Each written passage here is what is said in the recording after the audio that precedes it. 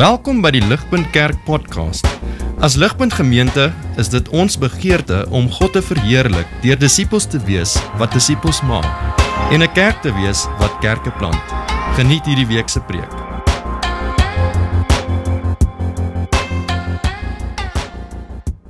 Vriende, die laaste 2 jaar met COVID het ons op sy kop gedraai. Alles is anders. Ek weet nie of jy al net gestop het en gereflekteer het op die feit hoe verskillend is die wêreld waarin jy nou is van wat dit was in 2019 nie. Alles amper is gewysig in die manier wat ons dink aan jou werk. Dink oor hoe werk nou eintlik heeltemal anderste is, waar ons werk, hoe ons operate in ons werke as wat ons gedoen het in 2019 nog. Dink selfs op skole hoe verskillend skool is. In 'n groot baie mense nog verskillend hoe skool operate. Dink oor sport en ons vermoë om beide sport in betrokke te kan wees, sport te kan kyk, kuiers en inkopies, alles omtrent vriende in ons wêreld is gewysig en dit verander in die laaste 2 jaar of so. En een van die areas waar ek dink die verandering die duidelikste gevoel was en ervaar was juis in hierdie konteks wat ons kerk noem. Jy sien 'n gegewe wêreld van COVID en die pandemie waar daar lockdowns was en ons moes social distancing gehad het dit beteken dat ons kon nie kerk altyd gewees het soos wat ons tevore was nie. En so die kerk wêreldwyd dink het okay, maar hoe kan ons die beste van 'n slegte saak maak? En so daar's dinge soos 'n Zoom kerk wat opgeduik het en YouTube livestream dienste en 'n magte om verskillende maniere wat ons probeer om ten minste virtueel by mekaar uit te gekom het. En prys die Here vir tegnologie, nê. Prys die Here dat ons lewe nou in 'n tyd gemaak het dat ons kon so by hoek of by kroeg loop en val, kon ons hierdie laaste 2 jaar van storms gekom het. Nou hierso sit in 2022 nog steeds as 'n kerk. Maar vriende, soos met baie seëning in die lewe is daar ook 'n prys wat gekom het met tegnologie. En die prys wat ons as die universeel en ek dink selfs nie by Ligpunt moes betaal, is dat ek dink vir baie van ons het dit op 'n baie subtiele manier hierdie veranderinge gegee vir die pandemie, ons definisie, ons idee van kerk so klein bietjie gewysiger. En ons het 'n mense geword waar kerk nie noodwendig meer iets is wat gelyk is aan gemeenskap nie. Kerk het 'n ding geword waar, en dit was nodig vir 'n tyd, maar waar ek by my huis, in my pyjamas kamer, kan kerk hou in 'n mate op my eie en net half inluister saam met ander. Of waar ek kerk kan hou vir daai uur wat ek met Johannesburg toe ry op die maandagooggend, dan gaan ek al kerk hou op my eie in die kar. En soos ek sê, in krisistye prys die Here vir daai geskenk, maar vriende, oor die langtermyn waar ons onsself nou bevind, is dit nie die ideaal nie. Dis nie goed vir ons nie en dit is nie God se oogmerk vir kerk nie. Ons het dit lees, ons het vanoggend gesing die apostoliese geloofsbelijdenis. Die apostoliese geloofsbelijdenis vir die laaste 1500 jaar, vriende, is daardie geloofsbelijdenis van die kerk wat regtig die fundamentals, dit wat veel tot Christendom is, saamgevat het in 12 artikels. Dit is wat die kerk vir die laaste 1500 jaar sê die essensie is van wat dit beteken om 'n Christen te wees. Daar's hierdie 12 artikels wat elke keer ek glo in die volgende, ek glo in die volgende. En die 9de artikel behoort julle hier voor op die skerm saam met my te sien. Dit is daai gedeelte wat fundamenteel is tot ons geloof, waar ons sê ek glo heilige algemene Christelike kerk, die gemeenskap van die heiliges. Nou die ding wat ek wil ons daar moet sien, is dat kerk is gelyk aan gemeenskap. Dis wat die kerk nog altyd geglo het. Die algemene Christelike kerk is die gemeenskap van die heiliges. Kerkvriende is nie fundamenteel, hoor dit weer. Kerk is nie fundamenteel 'n event wat ek bywoon nie. Dis nie 'n Sondag Christen weergawe van om na die flieks toe te gaan nie. Kerk is nie fundamenteel 'n organisasie aan wat ek behoort met 'n hoofkantoor en 'n kliëntediens nie. Kerk is fundamenteel gemeenskap. Mense in intieme, in persoon, morsige maar pragtige verhoudings met mekaar. Jy sien, indien iemand deur die ander 11 artikels van die apostoliese geloofsbelijdenis gaan, en iemand sê, jy weet, ek is nie regtig seker dat Jesus is die seun van God nie, of ek is nie regtig seker dat daar was 'n maagdelike geboorte, of dat Jesus het gesterf vir die vergifnis van sondes, of hy het letterlik uit die dood het opgestaan nie, dan sal ons sê dat so 'n persoon is in 'n gevaarlike plek, of ten beste in 'n gevaarlike plek, en ten slegste is dit sub-Christen. En vriende, my begeerte is dat ons sal begryp dat dieselfde geld oor hierdie belydenis, ons prentjie en ons uitleef van wat kerk is. Kerk is nooit minder, is dalk meer, maar is nooit minder as die gemeenskap van die heiliges nie. En so vriende, vir hierdie rede dan hierdie reeks, ons begin vandag met hierdie reeks soos ons genoem het, vir die volgende 7 weke wat ons gaan saam dink oor kerk as gemeenskap. En wat ons gaan doen is, ons gaan vir die eerste 3 weke saam half dink oor die fondasie van gemeenskap, die daarna oor die vrug van gemeenskap. En wat ek wil hê ons vandag moet doen, is ek wil hê ons moet vandag saam nadink oor hoekom is kerk as gemeenskap so belangrik? Hoekom is dit fundamenteel 'n non-negotiable kerk as gemeenskap gesien en geleef behoort te word? En so dis wat ons gaan doen, 3 waarhede hoekom kerk as gemeenskap so belangrik is. Die eerste een is dit: vriende, ons is geskape vir gemeenskap. Ons is geskape vir gemeenskap. Van die regte egte storie wat gebeur het laas Saterdag, my 3 jongste kinders is by die huis. Anay, Maya en Finn, en hulle besluit om 'n speletjie te speel. Die speletjie is quarantine. Dis wat hulle speel. Wat hulle besluit, ons gaan 'n kompetisie hou. Elkeen gaan in 'n kamer op sy eie homself gaan wegsluit. En dan gaan ons kyk wie kan die langste in die kamer alleen bly. Okay, so hulle besluit om te speel. Jy kan 3 goeder saam met jou vat, soos wat jy nou gaan quarantine vir wie weet vir ewig. En so Finn gaan, hy vat natuurlik Prenitro saam en Lego. Want as jy Prenitro en Lego het, kan jy pretty much vir ewig lewe. Maya gaan, sy is baie slim. Sy het 'n bak met water in en sy sit 'n appel en druiwe binne water, want jy sien dan tel dit net as een ding, maar sy kan nou eet en drink. Anay het gegaan, ek dink sy het 'n boek en 'n klarinet en 'n paar ander goed by haar gehad. In elk geval, hulle begin met hierdie quarantine speletjie. Isolation is cool, so hulle gaan nou op hulle eie wees. En ek sit in die lounge en ek luister hierdie speletjie en almal maak hulle deure toe. Hulle sê vir ons, hoor jy, ons gaan nie voor 5:00 vanmiddag uitkom nie. En na 5 minute maak die deure oop en hulle kyk so uit die gang uit en hulle roep so mekaar. En hulle is besig om te sê, "Hey, nou moet jy, hulle kom agter, hulle het nie in hulle reels toilet breaks ingewerk nie." En hulle maak weer die deur toe en hulle is besig om te quarantine. 20 minute later maak Maya die deur oop. Ek weet nie of sy hier is nou nie, sorry. Sy maak dit en sy sê, sonder om te dink, dis die eerste ding wat by haar mond uitkom, sy maak die deur oop en sy sê, "Nee, ek kan nie hierdie speletjie speel nie. Ek kan dit nie doen nie. Ek het mense nodig," het sy gesê. En vriende, dit is waar vir elkeen van ons. Vriende, ons het mense nodig. Ek en jy smag na gemeenskap. Maak nie saak of jy 'n introvert en of jy 'n ekstrovert is nie. Dit mag dalk 'n verskillende hoeveelhede wees, maar ons almal smag na gemeenskap. Ons smag na betekenisvolle verhoudings waar ons ander intiem kan ken en waar ons onbeskaamd geken kan word. Waar ons onsself kan wees. Ons smag hierna en die vraag is hoekom? Hoekom smag ons na gemeenskap? Vriende, en die rede is want God het ons so gemaak. Ons is geskape vir gemeenskap. Die Bybel is daaroor, vriende, ons het dit vanoggend gesing, 'n paar kere vanoggend gesing, dat die ware God is 'n drie-enige God. Vader, Seun en Heilige Gees. Met ander woorde, God is 3 persone in gemeenskap. In God se wese is hy persone in gemeenskap.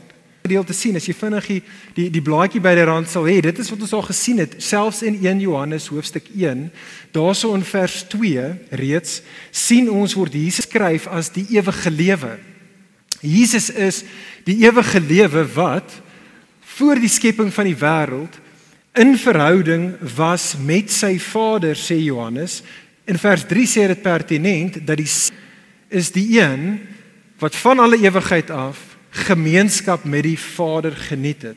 God is persone in gemeenskap wat gemeenskap met mekaar geniet. Ons as die mensvriende, Genesis 1 vers 26, God se beeld geskep. En om in God se beeld geskep te wees, onder andere beteken dat ons, net soos God, geskep is om as persone in gemeenskap te funksioneer. Dit is hoe ons gemaak is. Jy is letterlik so gehardwire. Jy is gemaak vir gemeenskap. Dit is vir daardie rede hoekom ons behoefte, ek weet nie of jy agtergekom het nie, ons begeerte, ons behoefte, ons smag na gemeenskap, baie keer so sterk wees dat dit kan destruktief wees en dat dit kan 'n dwaas baie keer wees. Dink baie keer veral as ons jong is as kinders en op universiteit selfs is en hierdie diep begeerte vir gemeenskap wat sal vir groepsdruk net sodat jy kan sodat jy ergens sal belang. Dit is wat gebeur met ons. Dit is hoekom ons hierdie diep smag het na 'n lewensmaat en die onsaglike pyn en seer wat baie keer daar kom as jy van jou lewensmaat geskei word. Vriende, dit is hoekom dinge in hierdie lewe so seer is, so onsaglik seer is en so ons siele grief soos wanneer ons as vriende of familie nie in gesonde gemeenskap met mekaar mee is nie. Vriende, dit is selfs iets baie keer 'n oorlog maak. Dit is 'n groot mate van wat nasionalisme is. Dit is daai sterk begeerte om te behoort. Ek behoort aan 'n gemeenskap en ek sal daarvoor veg, maak nie saak wat nie. Hier juis lê die diep paradoks en hoor asseblief tog mooi. Die paradoks is alhoewel ons 'n mense is wat geskep is, ons is geskape vir gemeenskap en ons smag dus na gemeenskap. Terselfdertyd, soos wat ek en jy gemeenskap wil hê, sodra ware gemeenskap na ons toe kom, op die beste van tye dan deins ons al weg van dit af.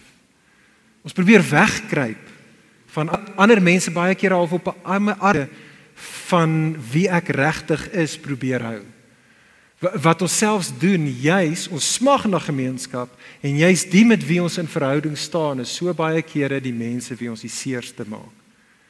Dis juis 'n skap met daai einste mense met wie ek 'n gemeenskap wil wees, wie ek dan die seerste maak, met wie ek die lelikste is.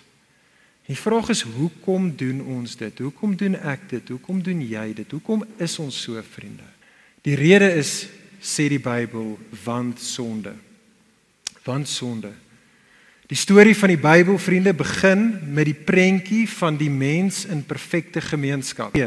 Adam en Eva in perfekte gemeenskap met God en met mekaar en met alles om hulle. Maar toe Genesis 3 vers 1 tot 6, daardie noodlottige dag waar Adam en Eva gerebelleer het teen God, hulle rug gedraai het op God en waar hulle die eie ek, en dis belangrik om te verstaan, sonde is om die eie ek as die hoogste ideaal te kies. En dit is wat ons in Genesis 3 vers 1 tot 6 sien. Adam en Eva kies die eie ek, laat die wil geskied, laat my koninkryk kom bo God se wil, God se koninkryk. En die gevolg daarvan, Genesis 3 vers 7 tot 24, is dat van daardie oomblik af was gemeensgod verbrokkel en vernietig en ook so toenemend gemeenskap, nie net tussen Adam en Eva nie, maar die mensdom met mekaar. Ek weet nie wie van julle het die Lord of the Rings boek gelees nie, jy kan ook die fliek kyk, is nie te bad nie, maar die boek is baie. In Lord of the Rings is die hele storie is regtig 'n storie oor 'n ring wat aan die eienaar van daardie ring onbeperkte mag en alleenreg beloof is. So daar's hierdie profesie, one ring to rule them all. So die een wat die ring het, kan net doen wat hy of wat sy wil. Daai ene is die baas van die plaas. En dan in hoofstuk 2 van Lord of the Rings vertel Gandalf vir Frodo van die destruktiewe effek wat daardie einste ring gehad het op 'n rivierhobbit met die naam van Sméagol. En Sméagol en sy neefie Déagol het vis gevang en gekuier uit die ring gevind en daai ring was betower. Dadelik was daar iets in sy binneste wat besef het, hoorie, maar as ek hier gaan ek gelukkig wees en gaan ek die baas van die plaas kan wees. En so Sméagol het vir Déagol. En Sméagol is met sy ring terug na sy gemeenskap toe, sê Gandalf vir Frodo. En Gandalf sê vir Frodo, he, that Sméagol, became sharp-eyed in sy community. He became sharp-eyed and keen-eared for all that.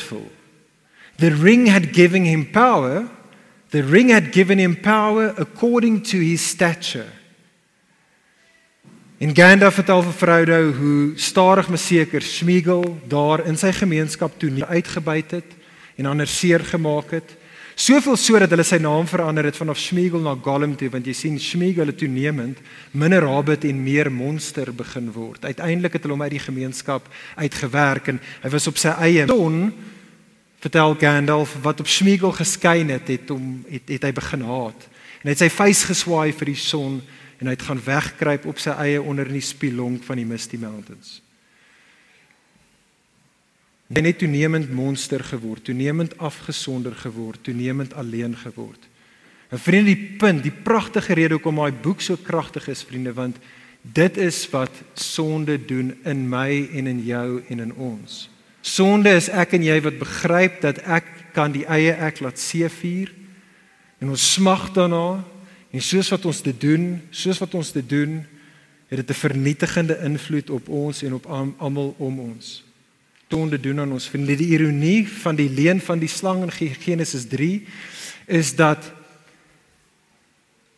alleenreg beloof dat vir my dat ek kan meer as net 'n mens wees. Ek was soos, maar ek eindig op eintlik minder as 'n mens. Ek word toenemend monster en wat dit doen is dit vernietig daai einste gemeenskap, die verhoudings met ander in wie ek staan en dit maak my toenemend sielsongelukkig. Jammer, ek is op 'n bietjie van 'n Lord of the Rings vandag. Julle gaan met vasbyt. Kyk hierso wat sê Gandalf. Kyk wat sê Gandalf oor Sméagol soos wat hy op sy eie is daar in die donker grotte van die Misty Mountains. All the great secrets under them had turned out to be just empty night. There was nothing more for Sméagol to find out. Nothing worth doing, only nasty, furtive, vengeful remembering. Sméagol was altogether wretched. He hated the light more. He hated everything in the ring most of all. He hated the ring and he loved the ring as he hated and loved himself. Sien vriende, elkeen van ons tot 'n minder of 'n meerdere mate het Sméagol binne in ons. Elkeen van ons is in daai storie van Adam en Eva. Ons is 'n mense wat in hierdie love-hate relationship eie ek. Ons kan sien die skade wat dit aan gemeenskap veroorsaak, maar aan die ander kant sukkel ons om van die eie ek ontslae te raak en dit neer te lê. Wat is ons hoop? Wel, dis die tweede punt wat ons oor moet dink. Vriende, eerstens, ek en jy is geskape vir gemeenskap. Hier is die beter nuus. Ek en jy is gered vir gemeenskap. Ek en jy is gered vir gemeenskap. Tel julle blaadjies op. Kyk hoe begin die apostel Johannes hier, sy teks 1 Johannes 1 vers 1 en 2. Hy begin daarso en ek lees vir ons vers 1 en 2. Johannes sê wat van die begin af was, wat ons gehoor het, wat ons met ons oë gesien het, ons aanskou het en ons hande getas het aangaande die woord van die lewe. Dis nou Jesus.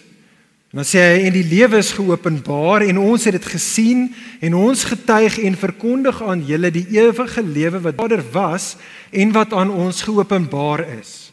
En so wat Johannes daar doen is hy verwys na God die Seun se menswording. En Johannes sê God die Seun het mens geword en ons leer ken. En soos wat hy mens geword het, is daar as dit ware twee redes hoekom hy mens geword het. Eerstens het hy mens geword om God aan ons te kom openbaar. Het jy gesien die herhaling van die woord openbaring reg hierdie gedeelte daar in vers 2. In woorde, God die Seun het in die persoon van Jesus mens geword, vriende, sodat ek en jy vir God in lewende lywe kan leer ken. God hoef nie meer 'n abstrakte, teoretiese, mistiese konsep te wees nie. Ek kan God voel en sien en ruik en in hom vat. God in lewende lywe. Maar God het mens geword in Jesus ook, nie net om God aan ons te openbaar nie, maar ook om vir ons die lewe wat ons verloor het, weer te sien. Dit is hoekom God mens geword en ons lees iets daarvan in vers 7. Kyk in vers 7, wanneer hy praat, God wat mens geword het, Jesus, se bloed wat gevloei het, vers 7. Se bloed wat om mense van hulle sondes te kan reinig. En dit is hoekom God mens geword het in die persoon van Jesus. Julle sien vriende, Jesus het mens geword, of die Seun het mens geword, sodat jy vir God kan ken, en sodat ek en jy vir God mag ken. So ons kan God verstaan, ons kan 'n verhouding met hom wees, gemeenskap met hom geniet, en ons is welkom by hom, want ons sondes is gereinig. Kyk wat is die uiteinde daarvan, vers 3. Johannes die apostel sê, ons verkondig hierdie dinge aan julle. Hoekom? Vers 3, sodat julle ook gemeenskap met ons kan hê, en ons met die Vader en met sy Seun Jesus Christus. Vriende, dit is die bottom line. Dit is die groot kroonjuweel van die Christelike geloof, gemeenskap. Dit wat Jesus kom doen, is nie om ons net 'n lekkerte in die toekoms te gee in die hemel nie. Jesus kom sodat ek en jy kan gemeenskap kan geniet. Gemeenskap met God, maar ook met mekaar. Die Bybelse prentjie van dit, vriende, is die prentjie van aanneming. Reg Testament sê die Bybel, hierdie is 'n behulpsame manier wat ek en jy oor ons lewens moet dink. Van nature af wees ons sonde, ons is weeskinders. Ons is buite God se huis, ons is alleen. Ons geniet nie gemeenskap nie. Die wonderkondiging van die evangelie in die Nuwe Testament is dat die Vader se Seun sy ouer huis verlaat het en hy het in hierdie gebroke wêreld ingekom om ons as weeskinders te kom haal. Hy wat by die Vader was, het op die kruis God verlate geword sodat ek en jy nou gereinig kan word van ons sonde, sodat hy sy kleed van geregtigheid oor ons kan omvou en vir ons gesê, kom saam met my. Jy's nou my broer, jy's nou my suster, kom ons gaan na ons pa se huis toe. Vriende, dit is die hart van die evangelie. Ek en jy, wie ook al jy is, ons hoef nie weeskinders deur die lewe te gaan nie. Ons het 'n Vader, ons kan met ons vader en ons ouer broer geniet. Maar hier's die ding, dis nie net met hom nie. Dis ook met die res van sy gesin. Die kind kan nie net sê, great, nou het ek 'n ouers nie, maar ek het ook nou broers en susters. En dit van wat hierdie gedeelte vir ons sê. Dis wat die hele boek 1 Johannes regtig oor gaan. Doen jouself 'n guns in jou stilte tyd gaan lees deur 1 Johannes. Die hele boek gaan hier oor. Dis alles net God as Vader, Jesus as ons as die kinders van God, ons as broers en susters. Vriende, die prentjie van familie is die prentjie van kerk. Kerk is gemeenskap. Maar hier is die vraag, indien God in Jesus gekom het om ons te red vir gemeenskap, vriende, hoekom is gemeenskap dan op die beste van tyd nie so lekker en so maklik? Hoekom is gemeenskap so kompleks? Hoekom is dit so moeilik? Hoekom maak dit God dit nie net makliker nie? En dis die derde en die laaste waarheid wat ek wil hê ons moet verstaan. Vriende, ek en jy is geskape vir gemeenskap. Ons is gered vir gemeenskap. Maar derdens, ons word getransformeer in gemeenskap. Ons word getransformeer in gemeenskap. In die 3de en die 4de eeu het baie van die kerkvaders, die regtige ouens wat hardcore heilig was, die hele tyd probeer om so ver as moontlik uit gemeenskap uit te kom. So wat hulle gedoen het is, hulle was genoem die woestynvaders. So hulle wil uit die stede en uit die dorpe uitkom, daar waar al die messie, sondige, gebroke mense wat jy teleurstel is, wil hulle weggaan in die woestyne toe, sodat hulle kan heilig wees. Die probleem is, dat al die mense kom toe om hulle kom kyk na hierdie ongelooflike heilige ouens, en hulle probeer wegkom, toe begin hulle pilare bou in die 4de eeu. Jy noem dit lights. Hulle het hierdie pilare gebou, party van die pilare is tot 60 voet hoog, en party van die ouens het vir 30, 40, 50 jaar in die woestyn op 'n pilaar gesit, sodat hy ver weg kan wees van almal. En dit is wat die ouens gedoen het, en dit het op daai stadium, het dit nogals impressive gelyk. Kyk hoe heilig is hierdie ouens, wat so op hulle eie, net daar op 'n pilaar vir 30 jaar in die woestyn kan sit. Maar die realiteit is, vriende, as jy oor dink, dis die maklike uitweg. Dis die maklike uitweg, is op jou eie. Jy sien, op my eie is dit baie maklik om heilig te wees. Ek weet nie of jy dit al agtergekom het nie. As jy net so stin kan gaan stap in die woud, dis jy, niemand anders is saam met jou nie, dis baie maklik om vir Jesus lief te hê. Want op my eie is daar niemand wat aanspraak gaan maak op my tyd en op my geld nie. Daar's niemand anders met wie ek moet arm druk oor my precious nie. Jy sien, op my eie hoef ek ry te staan of my beurt af te wag nie. Ek hoef nie geduldig te wees met die wat 'n klein bietjie stadig is of die wat my frustreer nie. Op my eie hoef ek nie gekonfronteer te word die inadequacies van myself soos wat ek sien hoe my broer of my suster nie totaal en al beter as ek is in 'n klomp ander dinge nie. Op my eie het ek nie nodig om aangewe nie. Ek hoef nie die kwaad met die goeie te oorkom op my eie nie. Ek kan dit net los. Op my eie het ek nie nodig, soos in vers 6 en vers 7 in ons gedeelte, ander mense te hoor wat vir my sê, soos wat Johannes doen in vers 6 en 7, en my uit te wys op my sonde nie. Ander mense wat vir my sê, hou op om in die duisternis te lewe en kom in die lig nie. Dit hoef ek nie op my eie te doen nie. Om op my is makliker. Dit is makliker om daar heilig te wees. Vriende, hoor asseblief tog mooi, die primêre Godgegewe konteks waarin jou en my heiligmaking tot realisering kom is in die gemeenskap van die heiliges. Dit is in die gemeenskap van die heiliges. Let wel, heiliges beteken nie ander ouens wat uitgesorteer is nie. Ons is heilig want Jesus het ons heilig gemaak. Die heiliges is messy.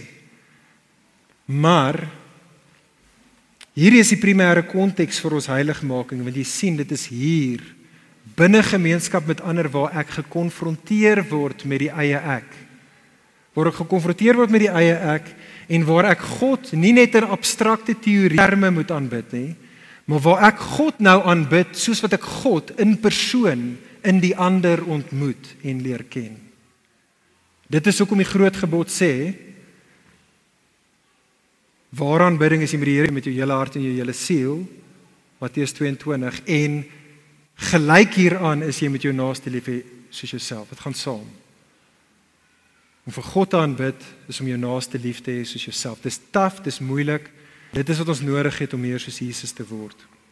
Maar vriende, die gemeenskap help ons met ons transformering nie net ons sondes ontbloot nie. Maar gemeenskap help ons om ook meer soos Jesus te word, want dit waar ons laste vir ons sondes gedra kan word. En die laaste keer wat ek na Lord of the Rings toe gaan. So, in Lord of the Rings het jy reg aan die begin vir Frodo.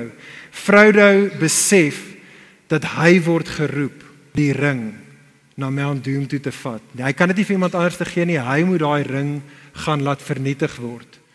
En hy sê vir Gandalf, luister jy, ek is te bang, ek kan dit nie doen nie. Hierdie is 'n roeping te swaar vir my, en dan sê Gandalf vir Frodo, Frodo, I will help you bear this burden, as long as it is yours to bear. Dis hoekom die hele hoofstuk, die hele boek se naam is The Fellowship of the Ring. Daar's 'n gemeenskap waar binne hierdie las van die ring gedra moet word. Hy kom dan by die Council of Elrond. En dan is daar hierdie ander ouens saam met Gandalf wat vir Frodo sê, ons gaan, en hulle word genoem reg deur die boek, Frodo se companions. Die wat vir Frodo gaan help om hierdie las wat hy moet dra, te kan dra. Want hy kan dit nie alleen dra nie. En vriende, dit is ek en jy is Frodo. Ek en jy, as jy 'n Christen is, vriendin, is jy op 'n reistog. Dit is die belangrikste journey wat jy in die lewe op sal gaan. Dis die moeilikste journey wat jy op die lewe sal gaan. Jy kan dit nie op jou eie doen nie, en die amazing goeie nuus is jy hoef dit nie op jou eie te doen nie. God het vir my companions gegee, 'n fellowship gegee, ander mense gegee, 'n gemeenskap gegee, om jou en my te help wanneer ek en jy te swak is, wanneer die versoekings vir my en vir jou te veel is, wanneer ons klein is en wanneer die vyand te sterk is. Daar's ander wat jou en my dan sal help en wat jou en my sal dra. Dit is wat ek en jy het, vriende. Dit is wat ons in mekaar het.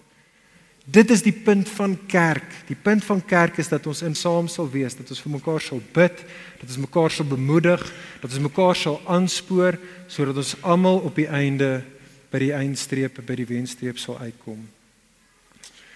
Vriende, soos wat ek begin afsluit, vriende, kerk as gemeenskap, is soos ons in die apostoliese geloofsbelijdenis sien, is fundamenteel tot ware geloof. Om so oor kerk te dink, en net soos die res van ons geleken het, kerk gaan 'n geloofstryd wees.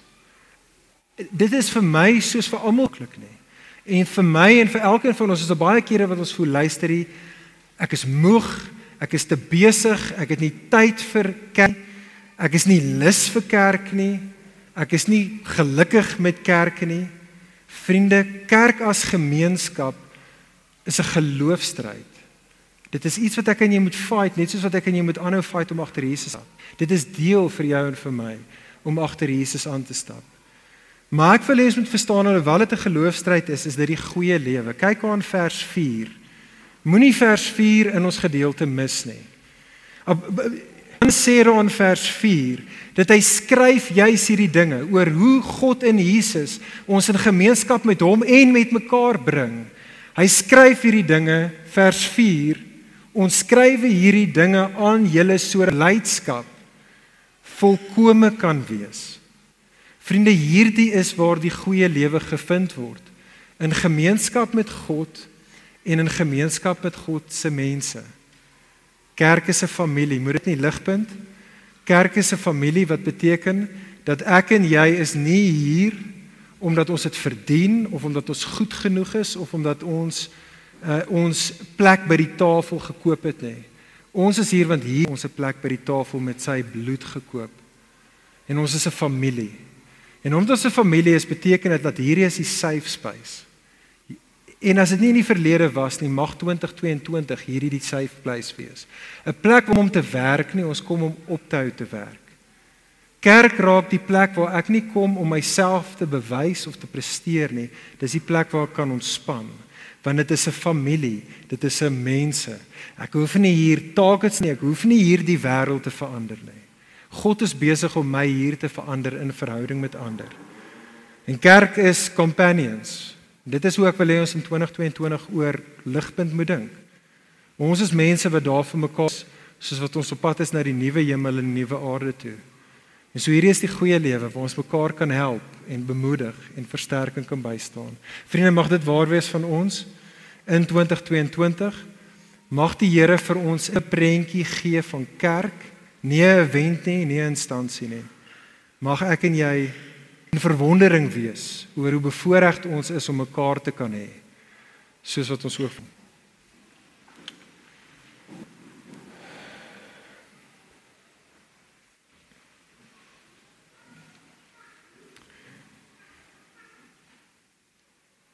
Vader, ek bid vir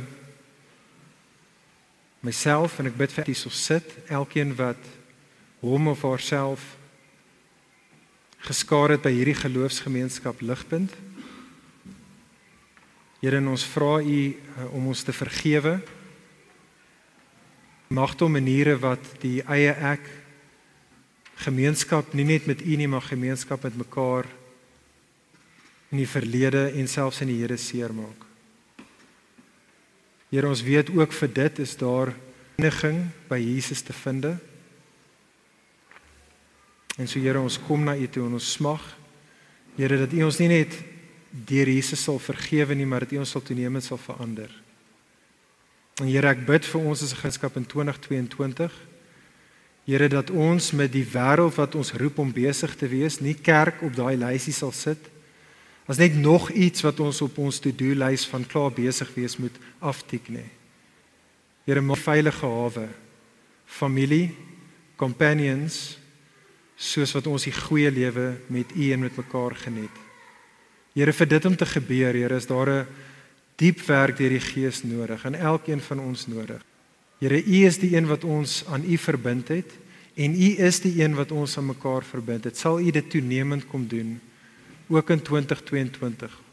Ons smeek U, o Here, ons sien uit vir wat U gaan doen. Ons avontuur wat ons saam met mekaar, saam met U kan geniet. En ons loof en ons prys U daarvoor. Amen. Vir meer inligting oor Ligpunt Kerk, besoek gerus ons webwerf op www.ligpunt.com of kontak ons gerus by info@ligpunt.com.